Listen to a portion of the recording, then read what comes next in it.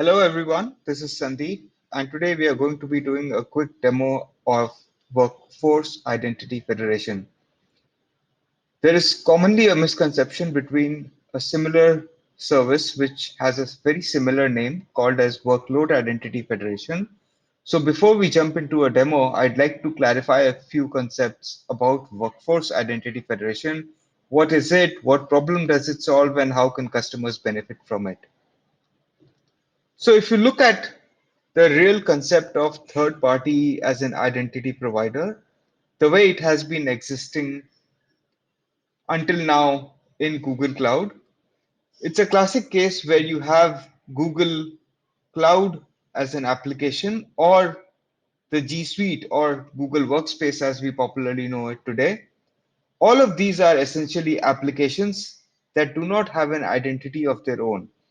So what we have always been asking customers to do, and this is something that customers can do even today, is use cloud identity, which is another Google offering.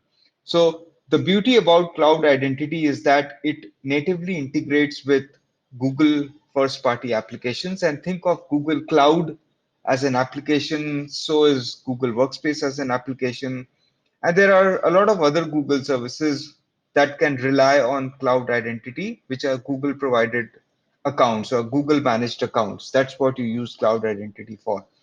Now, enterprises and other large customers or even small customers these days may have an existing identity provider of their own. This could be an Okta, this could be an Azure Active Directory, this could be a traditional Active Directory that they would already have users, third party partners, business partners who already have identities in their systems. And what these customers and enterprises may genuinely want is that instead of asking their existing users to have another set of identities to manage in cloud identity, they would like a seamless integration between their existing identities and have them synced over to Google Cloud Identity. So the traditional authentication flow would then be anybody who's trying to access Google Cloud as an application or Google Workspace as an application. Google Cloud or Google Workspace would redirect them to Cloud Identity, where the person would be required to provide their user identifier, which is typically a email address.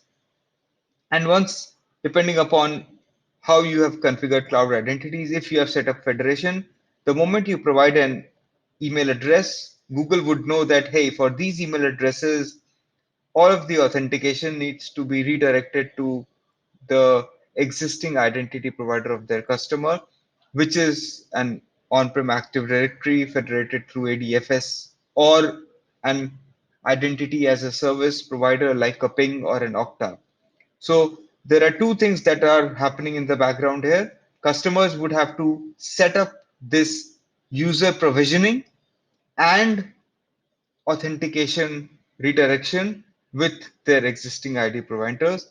But at the end of the day, there would still be a cloud identity that would come in the middle.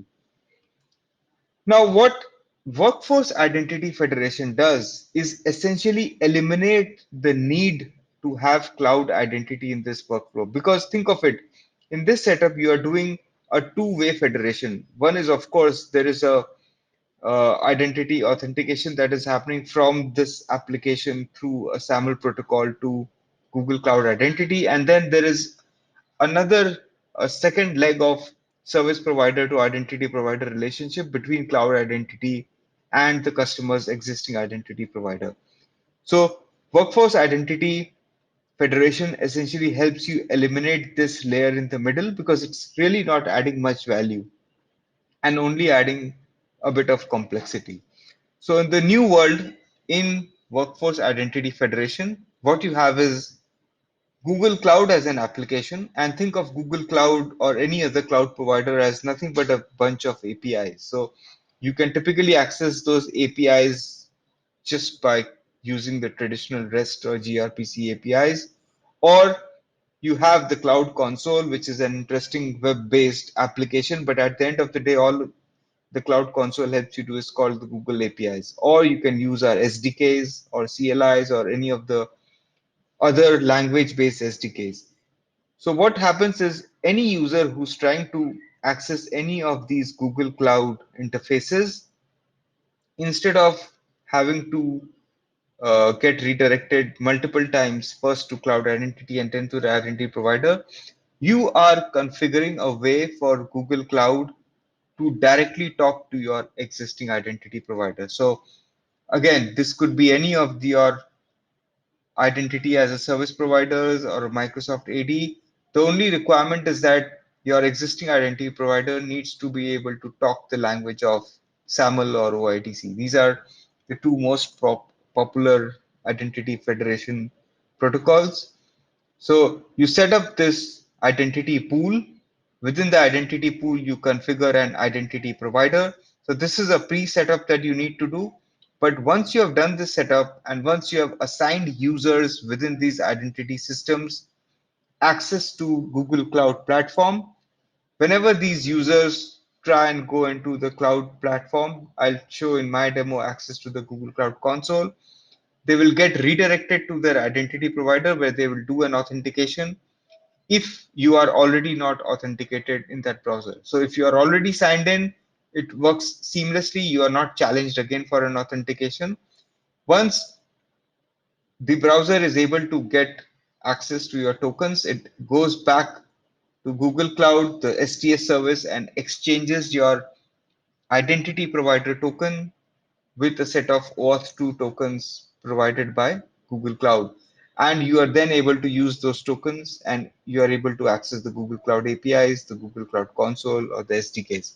So your user agent should have access to these tokens, and all of this exchange happens in the background. And once you have access to the ultimate OAuth2 tokens for Google Cloud, you will be able to access the APIs, the consoles, or the SDK.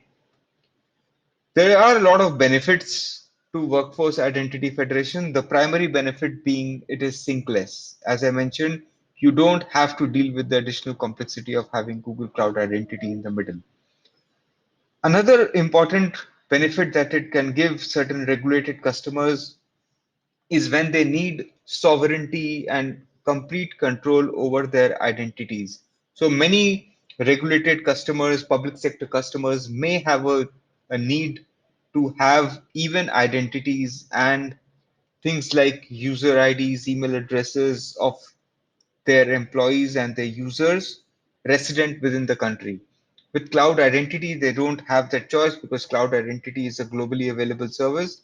But with Workforce Identity Federation, by not having cloud identity in the middle, they are able to just deal with an identity provider like an on-prem AD or another identity provider, which can give them sovereignty features. You always have flexibility. So as I said, we support multiple identity, the two most common identity protocols that exist today, which is SAML and OIDC. And of course, you have always have the control to create your own identity pools and then grant access to users based on their group memberships or certain attributes that we are going to look at in the demo. So that was about a quick background on Workforce Identity Federation. Let me take you through the setup that I've done in my Google account so that it helps you understand uh, what is it, what goes on in the background. So let me first showcase to you what are the workforce pools that I've set up. So if you remember, before you set up Workforce Identity Federation, you start with creating a workforce pool. So inside my organization, inside my Google Cloud organization, I've created a workforce pool that is called Agersand WF pool. This is where I can create multiple identity providers so that I can easily manage those identities and give them access to my Google Cloud Console. So this workforce pool is an organization construct. I create a workforce pool within an organization so that it has got span across all of the projects and the entire hierarchy of that organization. Let me now look at what are the identity providers that I've created in this under this pool.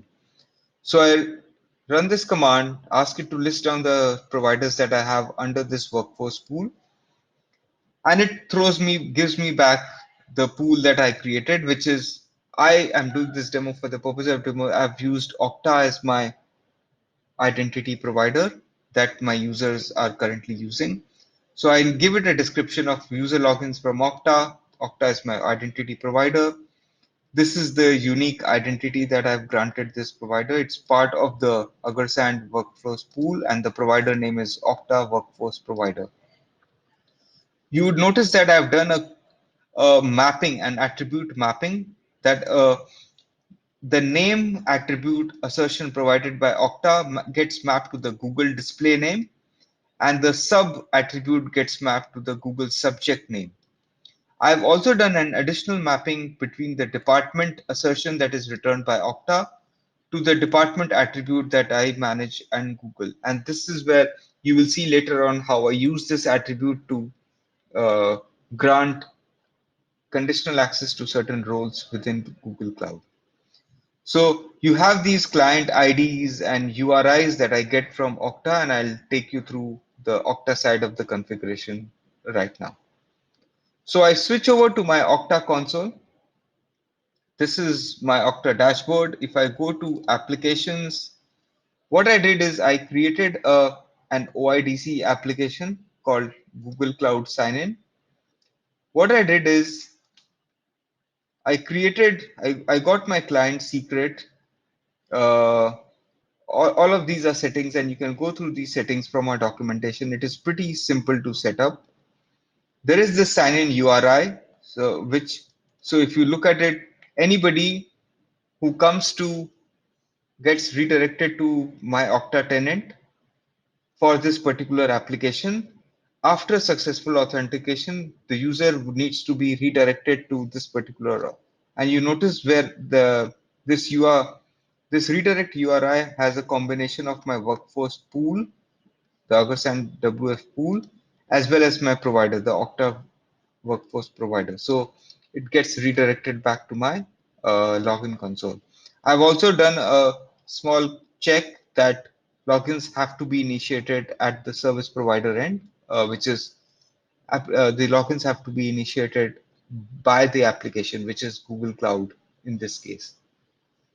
So now I've created this app. I've set up the settings, the OIDC settings, and now I switch over to the assignments because at the end of the day, I need my users to be able to access my application. So the first thing you notice is that not all users inside your directory need to be given access to this. It's a very common use case in enterprises that you may have got 50,000 users within your enterprise, but the people who are responsible for managing your Google Cloud environments may be a handful of users, maybe people belonging to your infrastructure teams, your DevOps teams. So what for the purposes of this demo, I've mapped assigned access to the Google Cloud Sign-In application to two of my users. I've named the first one as compliance user and the other one as security user. So if I go to the compliance user, I will you will see that I have created a department attribute, and under the department, I have put this user under the compliance department. So the compliance user is a member of the compliance department, and the security user is a member of, guess what? The security department. So I'll show you later on in a short while how this department attribute is something that I use within IAM in Google Cloud. So just remember that I've got two users who have assigned access to this Google Cloud Sign-In app. Only these two users from within my entire Okta tenant will be able to sign in to Google Cloud using their Okta credentials. But once they sign in, it's not that they will still be bound by the authorization that I grant them using Google Cloud IAM permissions. So I've got two users, compliance users and security users, who are members of the compliance and security departments respectively. I switch over now to my IAM console. And if I zoom in a bit, what I have done is under this project, I have granted I've created two IAM permissions. I have said that any principal belonging to this workforce pool, which is Agasan WF pool, when they come in with an attribute of where the department name equals compliance, I have given them the compute admin role. And when people from this workforce pool come in with a department attribute of security, I have given them the storage admin role. So what I've done is I've mapped compliance department to compute admin and security department users to storage admin role. C for compliance, C for compute, S for security, S for storage. It helps you just do a quick map when I'm going to show it to you how this works in real life. So I've created those two users, made them part of the compliance and security departments, and then at the Google Cloud end, I've mapped two roles, the compute admin and the storage admin roles, to the compliance and security department users. Now let's look at this in action. So what I do is I quickly create a new incognito window. There is a particular login URL that you need to follow. This is the login URL auth.cloud.google.com sign in. This is when I visit this, it asks me to enter my provider name. So I key in my provider name. This is what your users will have to do if you want them to give them access. You have a similar set of login procedure if you are using the SDK or the CLI or a headless sign-in that you can refer to our documentation for in case you are interested. For this demo, I'm only going to focus on the console access. So if you look at under my provider name, I've given uh, the resource name for my workforce identity provider, where there is a workforce pool, the Agarsan WF pool, under which there is a provider called as Okta WF provider. So you've given the provider name, click on next. It knows that it is mapped against Okta, so it will take you to the Okta page.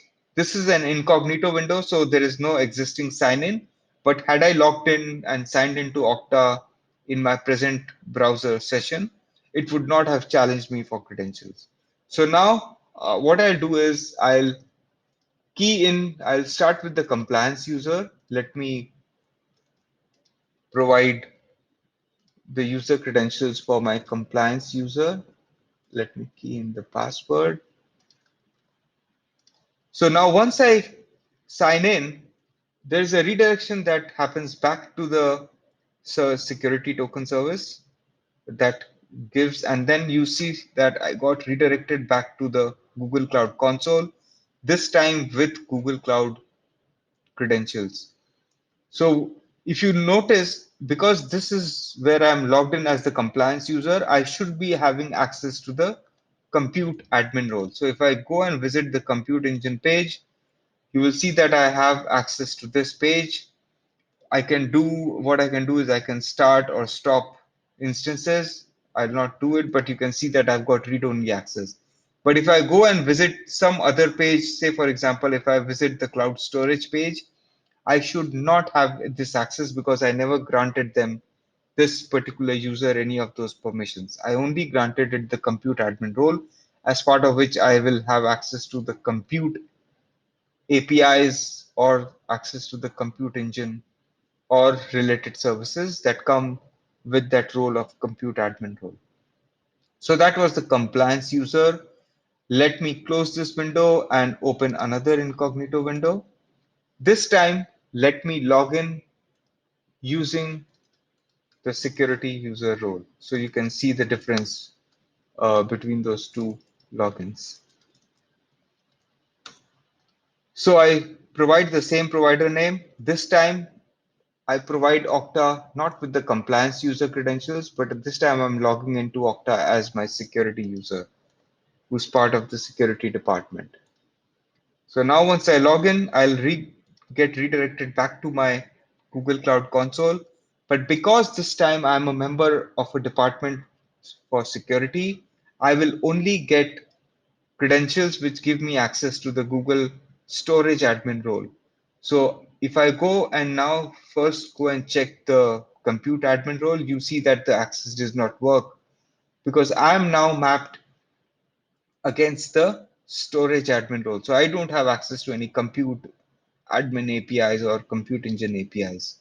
But if I go and visit my cloud storage console, you will see that I this time I have this access because you know the storage admin role gives me the access to browse buckets, create new buckets, delete buckets, etc., etc. But ultimately, you can fine tune that access and create custom roles as well. It's up to you. What do you want to give access to uh, those particular users? So that was a quick demo of Workforce Identity Federation. I hope you got a better idea of how it works and what are the benefits of Workforce Identity Federation. Thank you so much.